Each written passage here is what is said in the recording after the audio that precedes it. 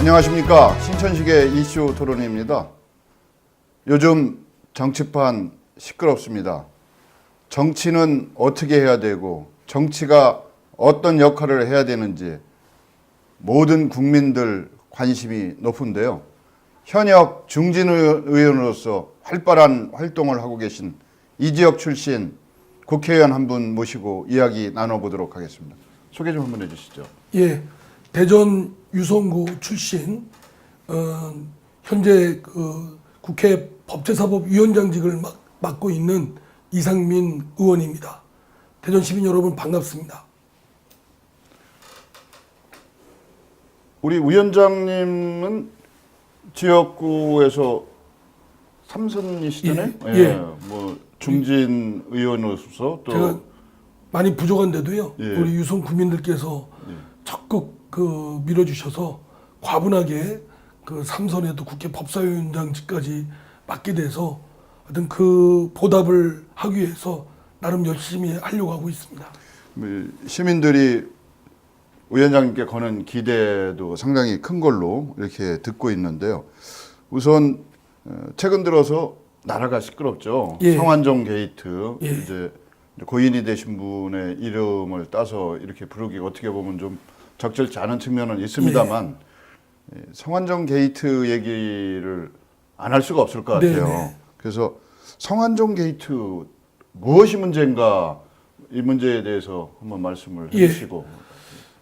그래도 좀 정치권이 깨끗해졌다라고 생각을 했는데 여전히 제2의 차떼기 사건이다라고 할 정도로 시궁창에 아주 썩은 냄새가 진동하는 사건입니다. 특히 이제 살아있는 권력이라고 할 수 있는 박근혜 대통령의 최측근들, 권력의 핵심 심층부에서 검은 돈이 주고받고 했던 그런 의혹 사건이 난 것인 만큼 박근혜 대통령은 그러셨죠. 김영란법 하면서 공무원들, 특히 하위고직 공무원들까지 부정부패가 없게끔 깨끗한 사회를 만들겠다라고 한 그 호언장담이 아주 무색할 만큼 하위직 공무원이 문제가 아니라 이제는 대통령과 그 주변의 핵심 권력 실세들의 아주 썩은 내가 진동하는 그런 부패 사건이다.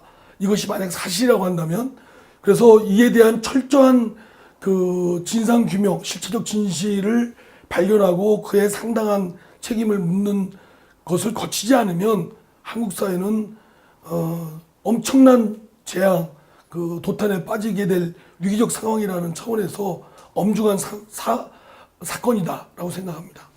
이제 법사위원장으로서 김영란법 제정과 통과에도 막중한 역할을 하신 걸로 알고 있는데, 이제 김영란법이 통과되면 이런 부정부패 문제가 해결될 수 있을까요? 저는 김영란법은 매우 잘못된 법이라고 생각합니다. 국회에서 통과된 건 지금 부정부패로 나라가 시끄러운 거는 사회복지사 공직자 공무원들 때문에 시끄럽습니까? 하위직 그야말로 과로에 힘들고 토요일 일요일도 없이 나와서 일하는 하위직 공무원들 때문에 나라가 시끄럽습니까? 그게 아닙니다.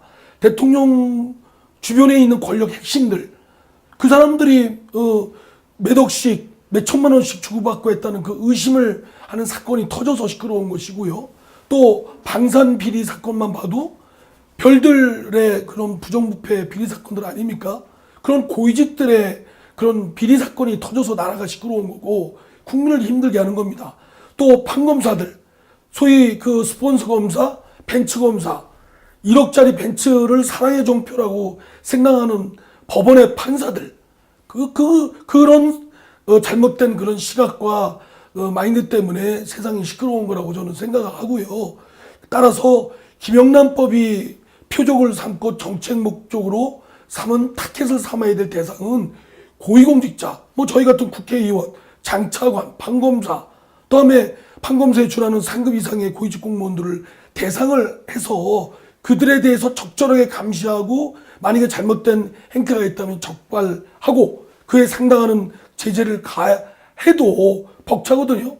그런데 전 공직자에다가 또는 사립학교 유치원 선생님들까지 더더구나 언론의 그 권력에 대한 비판과 감시, 견제기 역할을 해야 될 공익적 해야 될 언론인에까지 그냥 자의적으로 대상을 포함시킴으로써 언론인들 한번 엿먹어봐라라는 식밖에 더 겠습니까? 그래서 저는 그 법은 반드시 시정해야 될 법이고 매우 그 위협적인 선의의 피해자가 나올 법이라고 생각되고 그 법을 만든 국회의원들, 그 법을 빨리 통과시키라는 박근혜 대통령이 돌아보셔야 됩니다.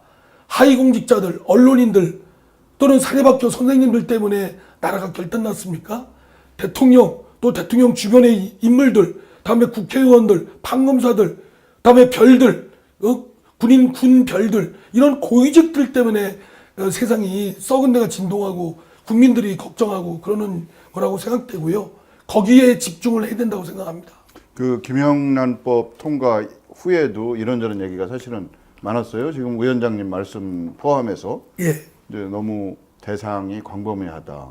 뭐 이런 얘기도 나오고 했는데 그리고 저희 뭐 적용하는 그 기준도 자의적이고요. 예. 또 이게 형사처벌 규정이거든요. 그러면 명확하게 국민들이 볼 때 내 행위가 어디에 해당돼서 처벌받는지를 분명히 알아야 되는데 실제로 너무나 애매모호해서 국민들이 모르는 겁니다.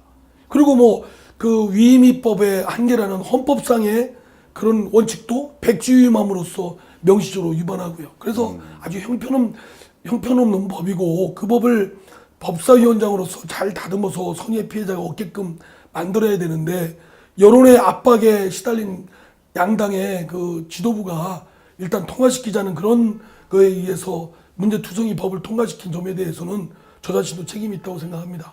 예, 알겠습니다. 이제 최근 들어서 뭐 불과 한 일주일 사이에 엄청난 그 정치적 소용돌이가 성완종 게이트라고 할 수 있는데 네. 성완종 게이트 얘기를 저희가 조금만 더 하고 넘어가야 될 것 같습니다. 이제 새정치민주연합은 앞으로 성완종 게이트의 어떤 문제점이 해결돼야 된다라고 당의 방침이 정해진 게 있나요? 뭐 당의 방침이 정해졌기보다는 국민의 뜻은 이 소위 그 박근혜 대통령 주변 핵심 권력 실세들의 검은 돈 주고받기 했던 의혹 사건이 우선 성완종 회장의 메모지에서 드러났듯이 또 육성 인터뷰를 통해서 드러났듯이 그 8명 아닙니까? 8명에 대한 진상규명을 먼저 철저히 해야죠. 그거에 대한 실체적 진실을 밝혀지지 않고 만약에 뭐 물타기를 한다든가 야당에 대해서 같이 발목을 잡고 과거의 일 모두 털자라고 하는 건 잘못된 겁니다. 그런 점에서 박근혜 대통령께서는 지난번 남미가 출국하시기 전에 뭐라고 말씀하셨냐면 이 소위 그 성완종 게이트 건에 대해서는 현재는 물론 과거까지 샅샅이 조사해서 정치개혁으로 삼아야 된다 이런 말씀하셨는데 대통령의 그런 말씀이 나는 남의 말씀 한 거라고 생각됩니다. 대통령의 문제입니다. 대통령의 최측근 권력 실세들의 그들이 저지른 검은 돈 주고받고 한 의혹 사건에 대해서 대통령이시라면 이거에 대해서는 철저히 내 최측근이라 하더라도 철저한 추상 같은 진상조사를 하고 책임 있으면 묻겠다. 여기에서 머무르고 그리고 그렇게 되도록 청와대도 법무부도 또 정부의 어디도 검찰이 그런 수사팀에 대해서 영향력을 입히지 않도록 내가 앞장서서 천명한다. 지금 이 순간부터 청와대나 법무부나 또는 정부의 누구든지 수사팀에 영향력을 입히거나 또 진행 상황을 알려고도 하지 마라.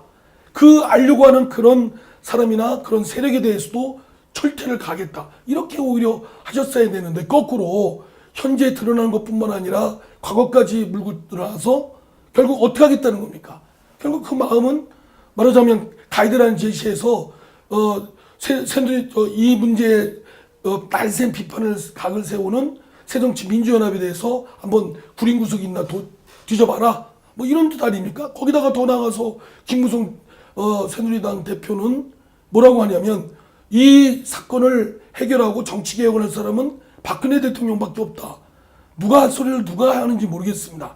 박근혜 대통령은 측근들이 이 문제 때문에 정치개혁의 대상이십니다.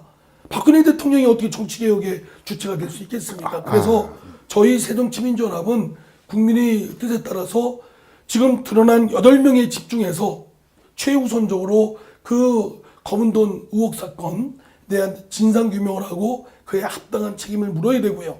만약 그러다가 이게 그 외의 사건들이 또 자료가 나온다든가 우리 새정치민주연합이 뭐 잘못된 부분이 나면 그때 조사해도 늦지 않습니다. 그런데 지금부터 야당에 대해서 같이 한번 물고 늘어주다. 이거는 앞뒤가 바뀐 것이고 속셈이 이분들이 지금 진상규명하고 잘못된 부분에 대한 도려내는 의지와 노력보다는 그냥 정파적으로 상대방에 대한 발목 잡기 또는 물타기로 해서 이 사건의 초점을 흐리려고 하는 거 아니냐 이런 의심을 듭니다. 예.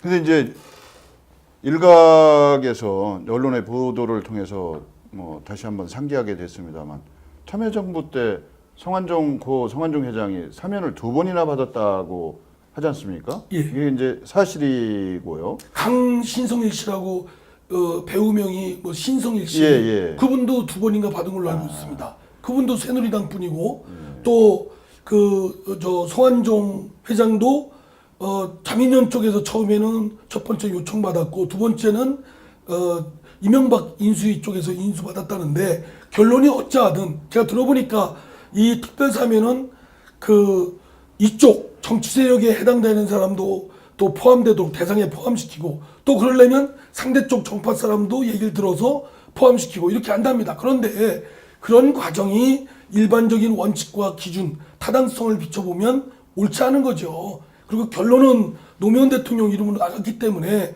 종국적인 책임은 노무현 대통령이 져야 되는데 어찌됐든 그런 경제적 비리로 인한 사건으로 이 형사처벌 받은 분들에 대해서 곧바로 특별사면으로 해주는 건 안 된다. 이거는 비단 성완종 회장이나 강신성일 씨만 문제되는 게 아니라 뭐 SK 텔레콤, 삼성 여러분들이 특사를 받아왔지 않습니까? 그런 것들은 우리 국민 여론은 그런 사람들에 대해서 경제적 비리를 해서 사회에 엄청난 타격을 주고 선의의 피해자를 준 그런 장본인들한테 특별 사면을 해서는 안 된다는 것은 국민의 기준입니다. 그러니까 저는 성완종 건만 사면의 것만 문제 삼는 건 그건 정치적 속셈이 드러나는 것이고요. 저는 강신성 씨나 재벌들에 대한 특별 사면이 그렇게 이루어진 부분에 대해서는 노무현 정권뿐만 아니라 김대중 정권, 김영삼 정권, 이명박 정권 등에 있었다면 그건 일반 원칙에 어긋난 잘못된 것이라고 생각되고 새누리당에서 이거를 불씨를 살려서 이거를 쟁점으로 삼으로서 참여정부 때 성완종 씨 회장을 2번 사면한 거는 뭐 문제가 있다. 이거는 정말 속셈이 훤히 보이는 겁니다. 참여정부 때 그것이 결론이 잘못됐다는 건 아마 참여정부에 있던 사람들도 다 인정할 겁니다. 그렇다고 해서 지금 그들이 돈 받은 거나 이런 게 드러나지 않았는데 그거와 지금 검은 돈 주고받고 한 메모에 드러난 그 사건하고 같이 결부져서 하겠다는 건 이거야말로 지금 성완종 게이트 검은 돈 수수 의혹 사건을 초점을 흐리는 거지요.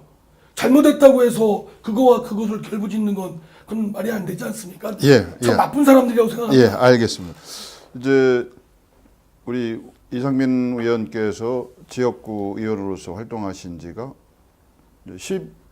12년째, 10년이 넘어서 10년이면 강산이 변한다. 우리 속담도 있습니다만 정치권에 몸 담으신 지가 10년이 넘었으니까 나름대로 대한민국 정치 현실을 바라보는 안목도 좀 있으실 테고 어떤 소신도 있으실 것 같은데 정치권이 이렇게 불신을 받는 근본적인 이유는 뭐라고 생각을 하세요?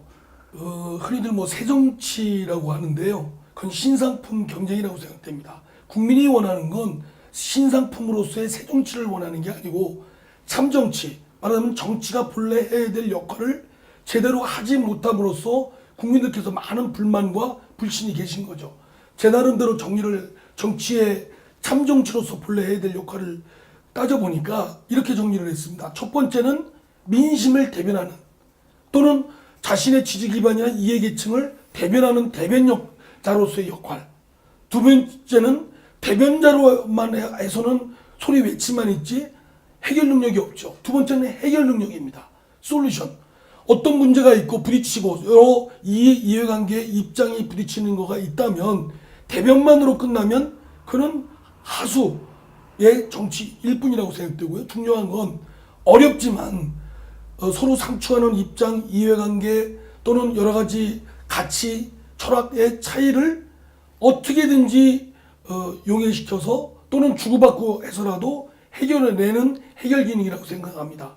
이게 제일 중요한 거죠. 세 번째는 대변과 해결 기능이 축적이 돼서 국민들로부터 신뢰를 얻게 되면 저 정치인, 저 정치 세력은 뭘 하면 다는 못해도 어느 정도는 해결하려고 하고 해결해놨다. 또는 우리들의 공공한 문제점, 삶을 해결해내는구나. 이런 신뢰가 구축이 되고 실적이 쌓이면 오늘이 힘들어도 내일은 또는 올해가 힘들어도 내년은 지금은 힘들어도 5년 후, 10년 후는 또 내 자손들은 더 좋아질 거라는 희망을 갖게 되면 오늘의 짐이 무겁지가 않습니다. 그래서 저는 대변과 해결이라는 그 실적이 쌓여서 국민의 신뢰가 축적이 되면 정치인이 내거는 슬로건 또는 이렇게 가면 이런 희망의 청사진이 있습니다 라는 걸 국민들로부터 믿으시면 희망의 메시지를 줄 수 있다고 생각됩니다. 그래서 대변, 해결, 희망의 메시지 이런 역할을 제대로 함으로써 해야 되고 특히 그 중에서도 그 대변 더 중요한 건 해결 기능이라고 생각합니다.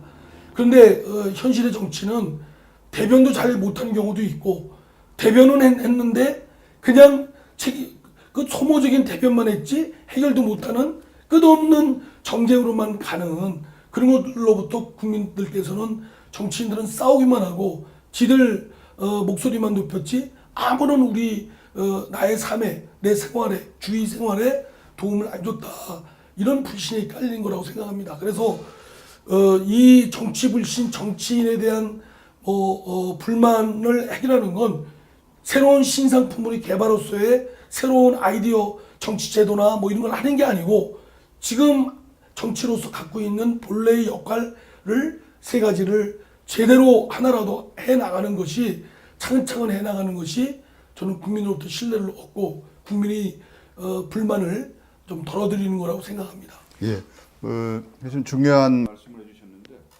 국민들이 정치권 전체에 대한 불신이 도가 좀 넘은 정도라고 생각이 되는데요. 이제 정치의 기본적인 핵심적인 요체를 하나로 얘기한다면 가치의 권위적인 배분 뭐 이렇게 얘기를 하는데 예. 그 권위 자체가 손상을 받게 된 상황에 이르다 보니까 이제 진정성에 대한 의심이 있을 수밖에 없지 않습니까? 예. 뭐 앞으로 점점 나아질 것이라고 이렇게 기대를 해보면서 이제 지역 문제 몇 가지 여쭤보기로 하겠습니다. 지역 선거구 증설에 관해서 이제 의원회도 구성이 돼 있고 여야 대전시 포함해서 3자가 참여하는 6인 위원회가 구성이 돼 있더라고요. 예. 근데 지역 선거구 증설에 관한 의견은 저 개인적으로 어떤 생각을 갖고 계신지. 뭐 당연히 인구 기준으로 하게 되면 우리 지역민들의 소망인 선거구가 한두 개는 늘어야 된다라고 말씀들을 많이 하고 저도 뭐 뜻을 같이 합니다. 당연히 또 지역민들의 뜻을 대변해야 되고요. 그런데 인구만 기준으로 할 경우 대한민국 전체를 보면 인구만 기준으로 하면 어떤 점이냐면 양날의 칼입니다. 그러면 서울이나 특히 경기도 수도권에 대폭 선거구가 늘고 이쪽 지방은 줄게 돼 있거든요. 그렇게 되면 대한민국이 이미 서울공화국, 서울제국이라고 할 정도인데 모든 정보, 권력, 자산, 모든 가치가 수도권으로 초과밀돼 있어서 지방은 말라비틀어지고 있고 수도권은 너무 초과밀이라 경쟁력이 떨어져 있고 근데 이 정치 권력도 지금도 초집중이 됐는데 더 하겠죠. 저는 우리 단순히 대전 또는 충청도의 선거구를 더 하나 둘 늘려야 된다. 이런 차원에 하면 레드오션이라고 생각합니다. 왜냐하면 영남, 호남 한국 정치에서 양대 그 패권 세력 아닙니까? 지역 패권 세력에 비하면 충청권은 여전히 영남, 호남에 비해서는 열위에 있는 지역 정치 세력이고요. 백날 부딪혀보면 저쪽 힘 있는 패권주의 갖고 있는 영남 호남이 자기네끼리 손잡습니다. 그래가지고 자기네들이 기왕에 갖고 있는 기득권을 안 놓으려고 하죠. 그러면 레드오션입니다. 저는 한국 정치에 있어서 뭐 우리 지역이니까 선거구 하나 더 있어야 된다 이런 차원으로 하지 말고 그 더 큰 대한민국의 미래 발전 전략, 한국 정치의 의사결정 구조를 어떻게 하면 합리적으로 해야 되느냐는 점을 보면 이제는 새누리당과 새정치민주연합 또는 새정치민주연합과 새누리당의 양대 영남 호남을 기반으로 하고 있는 패권 정치 세력이 저는 깨 부서져야 된다고 생각합니다. 이제는 다당제로 가야 된다고 생각합니다. 그러니까 말하자면 양대 정당이 적대적 공존을 통해서 싸우면서 자기네끼리 생존을 구가해 나가는, 그러면서 다른 정치 세력이나 다른 가치나 다른 지역은 두를 수 없게 하는 그런 높다는 장벽을 쌓은 이 구조는 깨져야 예. 한국 정치 발전이 온다고 생각해요. 알겠습니다. 그래서 저는 오히려 우리의 정치적 발언을 더 키우기 위해서도 지금의 소선거구에 머무르지 말고 중대선거구제 또는 권역별 비례대표제, 지역에서 활동하는 분들이 비례대표로 나갈 수 있도록 이런 등등이 좀 더 시야를 넓혀서 그런 것들을 논의해야 우리 정치적 발언권도 커지고 또 양대 아주 퇴행적인 양대 지역적 패권 정치 세력을 좀 더 약화시키고 건전한 정치 세력의 다원화가 좀 이루어질 수 있겠다 이렇게 생각합니다. 예, 알겠습니다. 이제 대전발전연구원에서 선거구 증설에 관한 여론조사를 2번이나 했어요. 이제 여론조사 결과가 선거구 증설 반대. 그게 60 몇 프로 뭐 이런 식으로 50 몇 프로 2번에 걸쳐서 했는데, 그러면 이제 우리 의원님 같은 경우 민의의 대변인 아니시겠습니까? 그래서 그 민심을 거스르는 선거구 증설, 이걸 어떤 당위성과 이유 때문에 추진하시는지. 그때 대전발전연구원에서 이제 조사를 했더니 예. 우리 대전 지역에 선거구 증설을 반대하는 여론이 많다고 나왔다고 예, 좀 그랬어요. 뜻밖이었습니다. 아. 근데 제가 맞닥뜨리는 그 내용은 알고 계시죠? 예, 알죠. 예, 예. 맞닥뜨리는 분들을 뵈면 선거구 증설 왜 안 되냐. 물론 선거구 증설 왜 안 시키냐라고 막 뭐 입에 거품을 품고 하는 분들은 많지는 않습니다. 사실 정치권에서만 정치적 수요에 의해서 좀 그런 것이 열띠지, 일반 국민들은 뭐 정치인들 한두 놈 더 뽑았자 뭐 세상이 달라지는 게 뭐냐, 아이고 아예 그냥 이참에 뚜려라 라는 여론도 많거든요. 근데 실제로 우리 지역의 정치적 발언권을 키우려면 국회의원 한 명이 더 있는 게 도움이 되겠죠. 그러나 그게 결정적인 것은 아니라고 생각됩니다. 그러나 제가 아까 말씀드린 대로 소선거구제에 머물러서 논의를 거기서 하게 되면 레드오션에서 아주 피 터지는 싸움만 하고 소모적인 정쟁으로 갈 가능성이 높다. 그리고 전제 자체를 바꾸자. 예. 한국 정치 전체 구도에 도움도 안 된다. 오히려 아까 말씀드린 대로 중대선거구제의 적극적 도입이나 권역별 지역에서 활동하는 분들이 비례대표로 갈 수 있도록 권역별 비례대표를 한다든가, 그리고 이제 좀 더 그렇게 되면 이제 다당제가 되겠죠.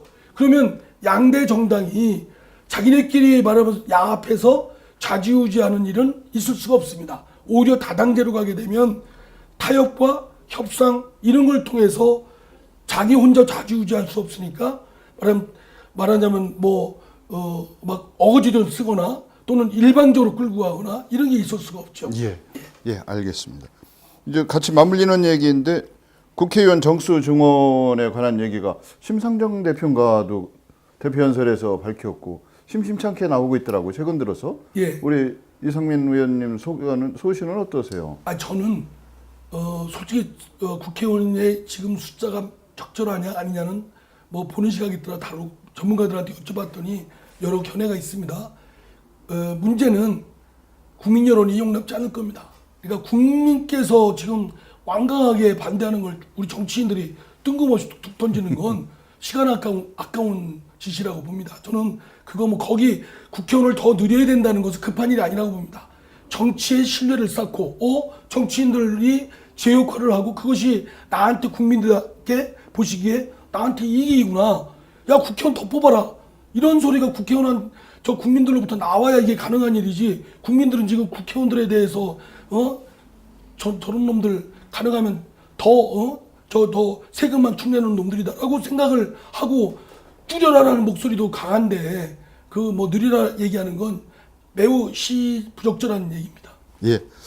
잠깐 열기를 좀 식히기 위해서 가정 얘기 좀 예. 여쭤보겠습니다. 5월이 가정의 달이라고 하지만 사회생활 할 때도 중요한 게 가족의 성원, 가족의 지원이라고 생각하는데 가족들하고 같이 식사할 수 있는 기회가 1년에 몇 번 있으세요?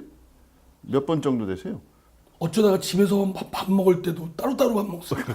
애들 학교 갈 때 뭐 먼저 먹고 저 혼자 따로 먹고 저희 집사람 뭐 따로 먹고 어떻게 맘 같아서는 가족들이 이렇게 밥상 놓고 같이 얘기도 좀 하고 싶은데 굉장히 바빠요. 애들도 보니까요. 고등학교 1학년이 첫째, 중학교 1학년이 둘째, 초등학교 4학년인데 뭐가 바쁜지. 그리고 뭐 어릴 때는 할 수 없이 이제 아빠랑 엄마하고 이렇게 같이 밥 먹고 하는 것도 뭐 이렇게 했는데 요새는 이제 다들 크니까 친구들이 더 좋은 것 같아요.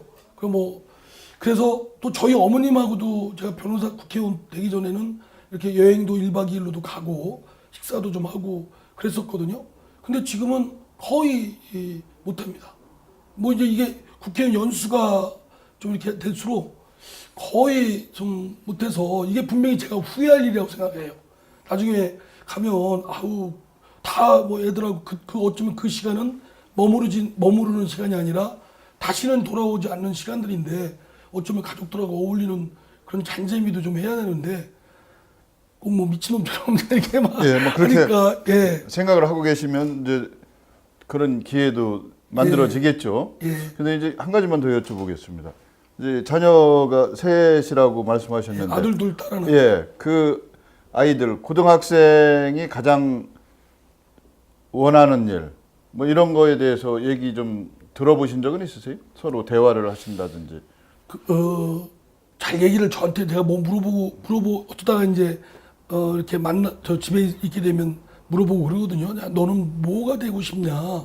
그러면 분명히 있겠죠. 자기 나름의 생각이. 근데 아빠하고 얘기하는 게 이렇게 부담스러운 것 같아요. 그러니까 그리고 이게 제가 정치하면서 이제 거의 대전에서 저 서울엔 집이 없고 대전에서 출퇴근하거든요. 그러나 새벽에 나와서 밤에 들어가니까 애들을 마주칠 기회가 별로 없습니다. 그러니까 그런 것이 좀 익숙지 않은 것 같아요.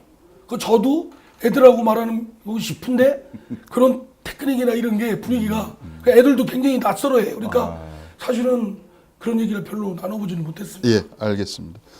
근데 이상민 의원이 사실은 인간적인 면도 많으신 분인데 가정은 너무 바빠서 아이들하고 대화의 시간이 부족하신 것 같습니다. 이제 지역 문제 다시 한번 여쭤보기로 하겠습니다. 오늘 여쭤볼 문제는 지역 문제이기도 하고 또 지역구 문제이기도 하고요. 또 대한민국의 국정 현안 중에 뭐 우선순위가 높지는 않겠지만 뭐 현안 중에 하나라고 생각이 되는데 엑스포 과학공원 재창조 계획 미래부하고 얽히고 설킨 문제. 시민들은 미래부가 약속을 지키는 건지 안 지키는 건지부터 상당히 걱정을 많이 하고 있어요. 이제 직접 알고 계신 것만 먼저 말씀해 주시면 잘 가고 있습니까? 저도 삼선이고 법제사법위원장이라 참 품격 있이 말씀을 드려야 되는데 그 문제에 한해서는 그냥 원색적으로 말씀을 드릴 수밖에 없습니다. 예. 그 엑스포 재창조 과학벨트 이거는 정부가 사기친 것이고요.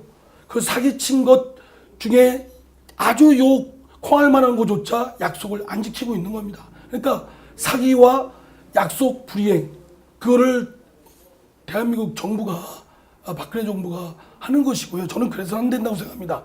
이 과학벨트는 대한민국의 기초과학 기초 연구를 말하자면 기초 체력을 튼튼하게 해서 지금 40년 구축되어 있는 대덕 연구단지에 주로 응용 연구를 맡은 그런 연구소들과 연계해서 대한민국 과학기술 수준을 몇 단계 업그레이드 시키겠다는 야심찬 계획인데 다 그냥 축소되고 찌그러지고 남아있는 게 없어요. 지금 과학벨트의 핵심은 중의원 가속기하고 연구단 50개 연구단 한 곳에 모여서 연구를 하게끔 하겠다는 거거든요. 근데 중형 가속기는 2021년이 완공입니다. 그러니까 박근혜 정부하고는 아무 관계도 없어요. 박근혜 정부 다음 정부에서 대통령제가 그대로 유지된다면 그 정부도 임기 말기에 끝납니다. 그러니까 될지 안 될지도 모르는 거고요. 또 하나가 연구단 50개는 이미 그 연구단이 한 곳에 모여서 사이언스 타운을 형성했던 건 없어져 버렸고요. 서울의 대학, 서울대, 포항공대, 또 대구과학위원, 광주과학위원, 카이스트, 그래서 전국에 뿔뿔이 나눠져 가지고 한 곳에 50개 연구단을 집적한다는 그 당초의 구상은 없어졌습니다. 오히려 갑자기 이 법에 근거하고 국가 최우선 과학기술 정책으로 삼은 과학벨트는 지금 이렇게 2021년으로 미뤄지고, 원래 당초 2015년이거든요. 중형 가속기가. 그리고 연구단 한 곳에 모이는데 다 날아가고, 오히려 포항에 방사능 가속기 사세대는 당초 과학벨트 완공 예정인 올해 완공합니다. 아마 완공식도 가졌을 거예요.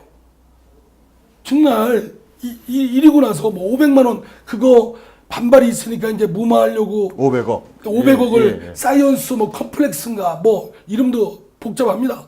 그거 하나 세워가지고 거기다가 500억을 주겠다는 것도 300억을 돈 이렇게 저렇게 구하는데 사기칠 때는 뭐 그랬지만 돈 될 데가 없거든요. 그러니까 그 과학기술인 공제로부터 돈 내려니까 과학기술인 공제가 그 회비나 그런 등등을 받아서 저 기금을 조성한 기관인데 수익 모델이 보장이 안 되는데 거기가 어떻게 공제가 투자를 하겠습니까? 못 한다고 버틴 겁니다. 그러니까 이제 기껏 한다는 게 미래부가 저 엑스포 과학공원 있지 않습니까? 거기에 체육공원, 거기에 자산들 담보로 제출하고, 그게 공제의 소속입니다. 담보로 제출하고 공제는 연구진흥재단이 받고, 근데 300억만 내겠다. 200억은 과학벨트 안에 있는 과학도서관 그 돈 투자로 한 걸로 치자. 뭐 이런 식입니다. 그래서 제가 지난번 최경환 장관, 기획재정부 장관이죠. 만나서 그랬습니다. 그 200억 가지고 쪼잔하게 하느니 마느니 소리 듣지 말고 200억 기재부에서 책임지고 해주시고, 못한다고 빨리 선언해라. 그래야 대전시가 원천 무효를 하든지 뭐 300억 받고 그냥 200억은 대전시가 되든지 뭐 결론을 내릴 거 아니냐 이렇게 말씀드렸는데, 정말 저는 제 개인적인 생각은 다 원천 무효하고 있습니다. 왜 시민의 공원이 엑스포 과학공원에 행정용원만 있는 기초과학연구원이 그 넓은 그 땅을 차지하고 있어야 되고, 정체불명의 사이언스 컴플렉스는 들어와서 무슨 공공성이 있어야 되느니 쇼핑몰로 해야 되느니 이래야 됩니까? 네, 알겠습니다. 저희가 한 20년 전, 30년 전으로 거슬러 올라가면 방사선 원자력 발전 뭐 이게 최선의 길이다. 뭐 누구도 반대를 하기 어려웠던 건데요. 그게 한 10몇 년 전부터 안면도 사태, 뭐 방사능 방패장 건설 이런 걸 가지고 또 국민들의 분열과 갈등 양상을 봤는데, 이제 지금은 경주 방패장의 1차 공사가 완공됐다고 하더구만요. 근데 이제 중요한 건 대전에는 아주 오래된 원자력 연구원의 그 하나로 원자로가 있는데, 이 하나로 원자로에 대해서 사실 시민들은 잘 모르고 있어요. 일부 아신다고 하는 분들은 불안해하고 있거든요. 그것도 이제 안전 문제도 있고, 얼마 전에는 내진 설계에 어떤 문제가 있다, 뭐 이런 식의 얘기도 나오고, 또 원자력 해결료 주식회사 얘기도 아직 어떤 답이 나와 있는 건 아니거든요. 해결료 생산 라인을 증설한다는 거. 공교롭게도 전부 지역구이시고 또 대전 지역의 문제이기도 해서, 이게 하나로 원자력 안전 이상 없습니까? 제가 그 미방에 있을 때 재작년 강력하게 요구를 했어요. 그래서 재작년 겨울부터 작년 1월 달까지 원자력안전위원회는 원자력과 관련된 그 총체적인 최고의 권한과 책임을 지고 있는 기구입니다. 강력히 요구를 해서 실사를 했답니다. 했다고 저한테 보고했어요. 국회도 하고 저한테도 하고. 아무 이상 없음, 특이사항 없음 했어요. 실사장 실제로 와서 했어요. 근데 갑자기 작년에 올 3월 달이죠. 원자력의 내진 설계 당초 기준 7.0에 비춰보면 6.5죠. 비춰보면 그 기준을 못 맞췄다. 그러면 이 문제가 갑자기 생긴 게 아니라 처음 건축할 때부터 이 문제가 생긴 거 아니겠습니까? 그러면 건축할 때 그러면 기준도 미달했다는 걸 알지도 못하고 허가를 해준 거 아니에요. 그러면 그 규제기관인 원자력안전위원회나 그 전에 있었던 과기부의 원자력국은 뭐 했습니까? 그러니까 이게 운영 중에 뭐 결함이 생겨서 문제가 생긴 게 아니라 당초 하나로 원자로 구축 당시부터 있던 결함입니다. 근데 그게 구축할 때는 그 기준을 채우지 못한 건 원인은 뭐며 하나로 원자로를 가동할 때 허가를 해줍니다. 가동해도 좋다. 안전하니까. 그러면 그 기준을 다 채워서 아무 문제가 없으니 하라고 했는데 그때의 책임자들은 어디 갔습니까? 그러고 나서 한 10여 년 지나고 나서 이제 와서 해보니 또 작년에 재작년 겨울부터 작년까지 원자력안전위원회가 실시했다거든요. 아무 문제 없다고 그랬어요. 그러더니 올해 갑자기 원자력연구원이 자기들이 자체 조사해 보니까 기준에 미달하고 그걸 원자력안전위원회가 뭐 이렇게 밝힌 겁니다. 그래서 저는 근본적인 문제는 원자력안전위원회나 원자력안전에 대해서 최고의 권한과 책임을 가진 기구들이 제대로 작동이 안 된 겁니다. 여기서부터 시민들은 불안해하는 겁니다. 아니 도대체 원자력에 대한 전문성을 갖고 있고 원자력에 대해서 최고의 권한과 책임을 갖고 있는데도 불구하고 다 뭐 아무 문제 없다고 만들어 놓고 허가해주고 그 이후에 가동해 놓고 나서 또 실사까지 해놓고 아무 문제 없다고 하더니 느닷없이 또 뭐 기준을 못 채웠다. 그 자체에서 불신이 나오는 것이고 저는 원자력과 관련된 전문가들 말 들어보면요. 뭐 아무 문제 없는데 괜히 시비 건다 이런 취지입니다.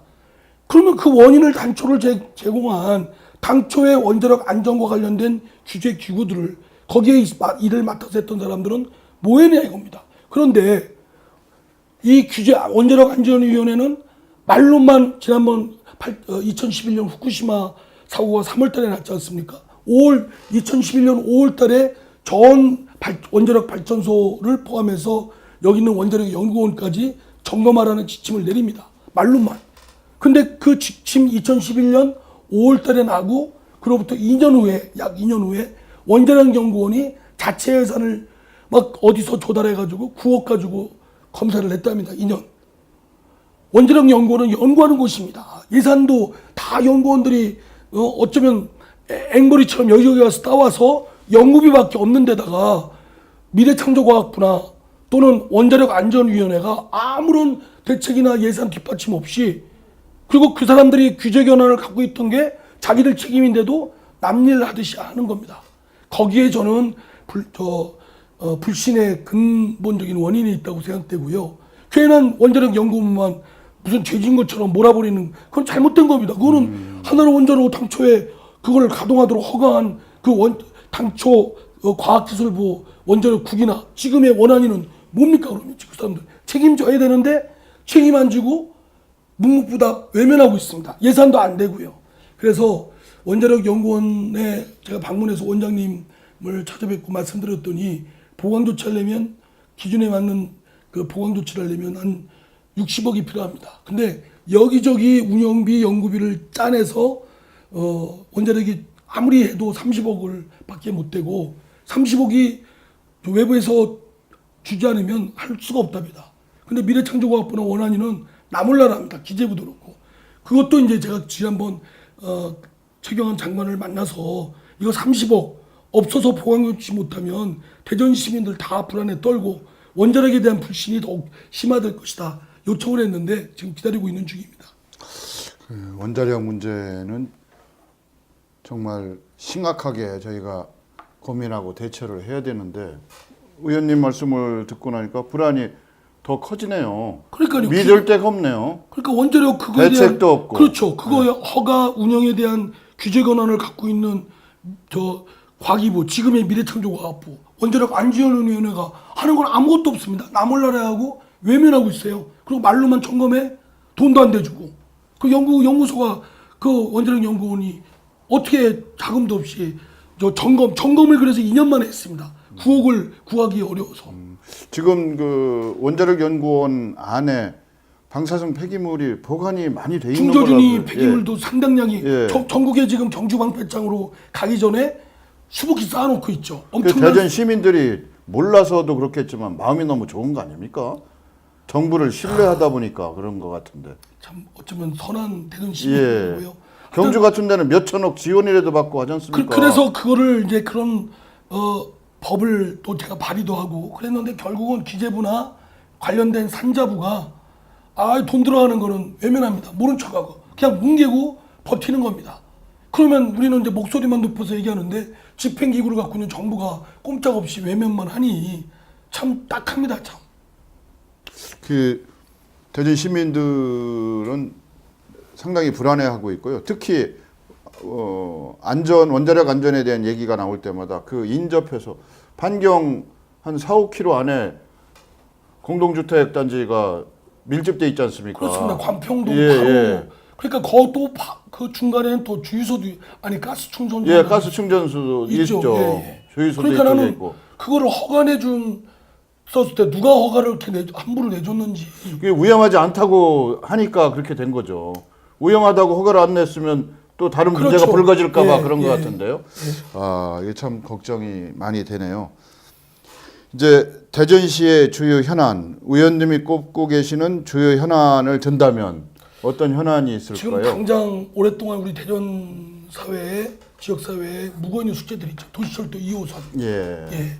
이게 지금 어떻게 하는 방식이냐 뭐냐 했는데 권선택 시장께서 취임해서 이제 트랩 방식으로 결정을 했는데 잘 이제 원만히 추진이 되도록 해야 되겠죠. 여기저기 뭐 이런 소리가 있지만 하여튼 빨리 그게 시민들로서는 되는 것도 아니고 안 되는 것도 아니고 이렇게 하는 그 피로감이 굉장히 크거든요. 그래서 이제 그게 원만하게 추진이 되도록 해야 되고 또 지역 국회의원들이 힘을 모아야 될 것이라고 생각되고요.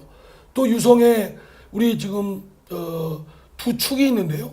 동부 고속터미널 그거와 함께 유성 종합복합터미널이 빨리 구축이 돼야 양대축으로서 도시의 전체적인 교통 그런 물동량을 소화할 수 있고 터미널 역할을 할 수 있지 않겠습니까? 근데 그게 이제 뭐 또 진행에 뭐 입찰을 됐는데 또 뭐 소송 중이라 이렇게 복잡한데 그게 뭐 제가 이제 관여할 일은 아니고 대전시가 하니까 그것도 이제 좀 장애물이 없도록 좀 도와드려야 될 거라고 생각되고요.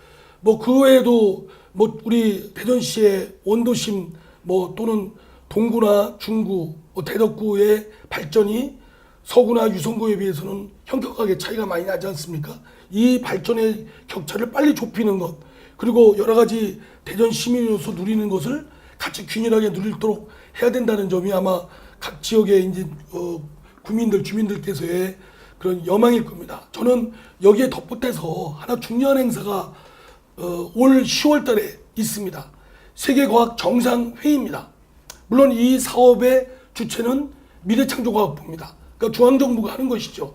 이 사업은 세계 각국의 과학기술 정책 또는 이 권한을 갖고 있는 장관급 60개국 내지 70개국 그 장관들이 옵니다.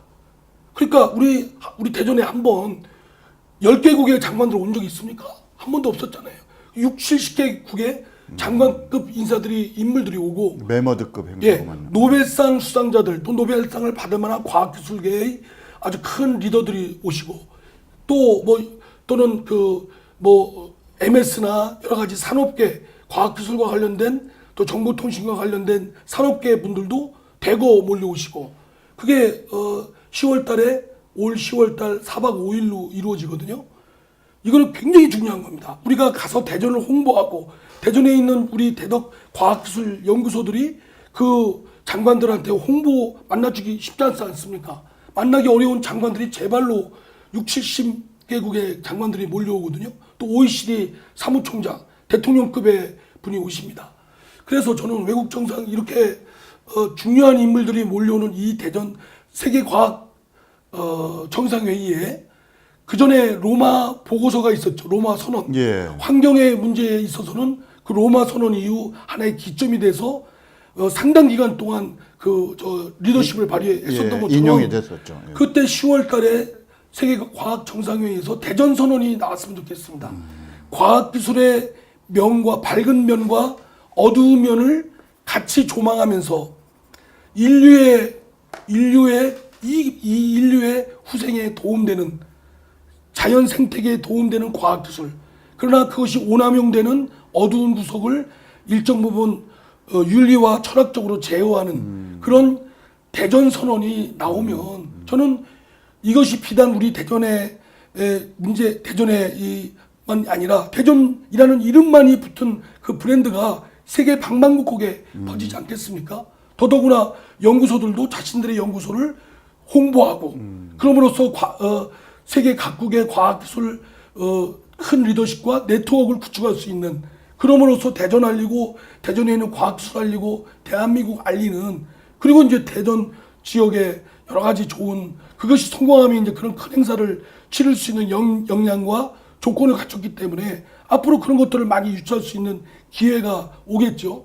그래서 저는 대전 지역세가 우리가 지금 세계과학 정상회의 하면 많은 분들이 잘 모르세요. 예. 언론도 그냥 큰 행사하는 모이다 이렇게 좀 쉽게 생각하시는데 그게 아니라 기트뉴스부터 좀 10월 달에 있는 세계과학 정상회의의 붐업 성공 개최를 위한 여러 조건들을 좀 이끄는데 좀 힘써 주시기 바랍니다. 예. 박사님께도 제가 간절히 요청합니다. 예, 알겠습니다. 뭐 성공적인 행사 개최가 이루어질 수 있도록 기대해 보겠습니다. 이제 시간이 거의 다 돼서 한두 가지만 여쭤보고 끝내겠습니다. 대전광역시 권순택 시장님하고 이상민 의원님하고 관계는 어떻습니까? 굉장히 친하죠. 제가 국회의원 하기 전부터 그분이 이제 부시장 이렇게 할 때부터 호영호지하는 사이입니다. 제가 굉장히 좋아하고 예. 그 권 시장님도 저를 굉장히 좋아할 거예요. 지난번 대전광역시 산하 공기업 사장 그 청문회 할 때 이제 보좌관 출신 시의원께서는 반대하시고 그런 적이 있어서 김동섭 예, 시의원이요. 예. 저기 보좌관을 과거에 했지만 예. 지금은 대전광역시 전혀- 시의원이라 이제는 뭐 같은 의원급입니다. 전혀 뭐 상관이 없이 뭐 교감이 없는 저한테 김동섭 시의원께서 저한테 물어본 적도 없고 아, 저도 그걸 왜냐면 서로 역할이 틀리니까 이거는 진짜입니다. 예, 어떤 알겠습니다. 제가 좀 알았으면 좀 김동섭 시의원 나중에 저도 보도 통해서 들었는데 예. 권 시장님을 좀 입장을 생각해서 좀 살살 좀 해주셨으면 좋겠다 이런 했는데 사실은 그 시의회 이게 돌아가는 건 잘 모릅니다. 예, 알겠습니다. 이제 마지막 질문하겠습니다. 본인의 미래의 꿈과 목표가 있다면 한번 말씀을 좀 해주시죠. 국회의원으로서 예. 마무리를 하실 건지. 예. 정치인으로서 자기의 그런 유성 구민 또는 대전 시민들로부터 받은 신뢰나 그런 지지에 힘입어서 됐으면 거기에 걸맞는 위상과 역할을 해야 된다고 생각합니다. 저도 이제 초선 때 그냥 잘 모르고 어리비리하다가 초선이 어리비리한 건 아니고 제가 어리비리했다는 얘기고요. 그리고 이제 재선 3선하면서 많은 인적 네트워크가 구축이 됐거든요. 또 처음에는 몰랐지만 또 이렇게 알게 된 새로운 것들이 경험으로 축적이 돼 있고요. 이런 것들을 거기에 걸맞는 역할과 위상을 펼쳐야 된다고 생각합니다. 그냥 단지 생계형 국회의원 하면 안 되죠. 그냥 초선 때나 똑같이 지금 이제 재선 3선이 같이 해서는 안 될 일이라고 생각되고요. 그 다음에 제가 4선에 성공하면 거기에 걸맞는 정치적 역할과 그 위상을 보여줘야 지역민들도 대리만족을 느끼실 거라고 생각하고 또 보람을 느끼실 거라고 생각합니다. 그래서 저는 국회의원이다 또는 다른 직책이다라는 그런 것보다는 거기에 걸맞는 정치적 역할과 발언 또는 그런 해결 능력을 갖춤으로써 저를 뽑아준 유성 국민들께서 아유 잘 뽑았네. 거기에 걸맞게 제 역할 큰 소리 하고 또 기죽지 않고 역할 해내고 또 대한민국의 정치 지도자로서 큰 역할을 맡고 있구나 이렇게 생각하시게끔 그렇게 할 생각입니다. 예. 신천식의 이슈 토론은 지역과 국가의 주요 현안에 관하여 관계자분들 모시고 이야기 나눠보는 프로그램입니다. 신천식의 이슈 토론 오늘 여기서 마치겠습니다. 고맙습니다. 애쓰셨습니다. 시간이 너무 감사합니다. 부족.